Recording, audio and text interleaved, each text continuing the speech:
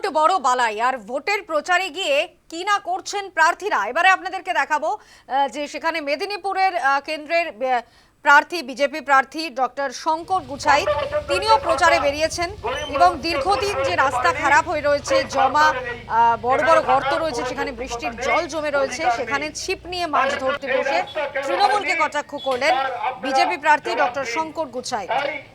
আমরা সবাই মিলে সমস্ত মানুষকে বলছি একবার বিজেপিকে আনুন। বিজেপি প্রার্থী আপনার भारत माता की विधानसभा जितছে কে?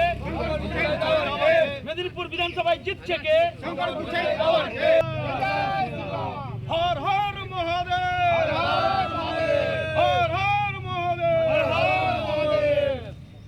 একেবারে যে ছবি আপনাদের দেখাচ্ছি, মেদিনীপুর শহরের স্টেশন রোডে শিব মন্দিরে পুজো দিয়ে প্রচার শুরু করেন মেদিনীপুর বিধানসভার বিজেপি প্রার্থী ডক্টর শঙ্কর গুছাই। তিনি একেবারে রাস্তার জমা জলে ছিপ নিয়ে মাছ ধরতে বসে তৃণমূলকে কটাক্ষ করতে ছাড়েননি।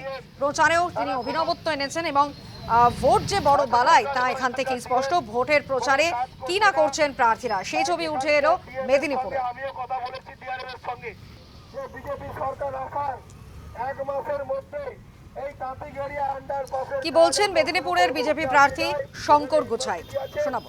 এদিকে কলেজ আছে, অনেক কিছু। এটা হচ্ছে পিসি ভাইপোর যে উন্নয়নের জোয়ার, তার পুকুর। এটা রাস্তা নয়, এটা পুকুর হয়ে গেছে। তাই পুকুরে শোল মাছ, বোয়াল মাছ, রুই কাতলা মাছ উঠছে। তাই আমরা ভাবলাম যে উন্নয়নের জোয়ার এত হচ্ছে, তাই একবার মাছ ধরি। আর মমতা ব্যানার্জি মাছ খেতেও ভালোবাসেন, আর এখানকার যারা তৃণমূলের নেতারা আছেন তারাও মাছ খেতে ভালোবাসেন। তাই আমরা মাছ ধরলাম।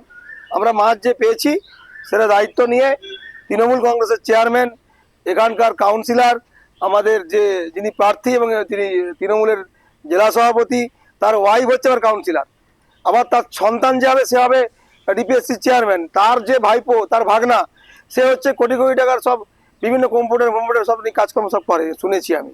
তো সেই জন্য তাদেরকে মাছ পাঠাবো, তাদেরকে মাছ পাঠানোর জন্য আমরা মাছ ধরছি।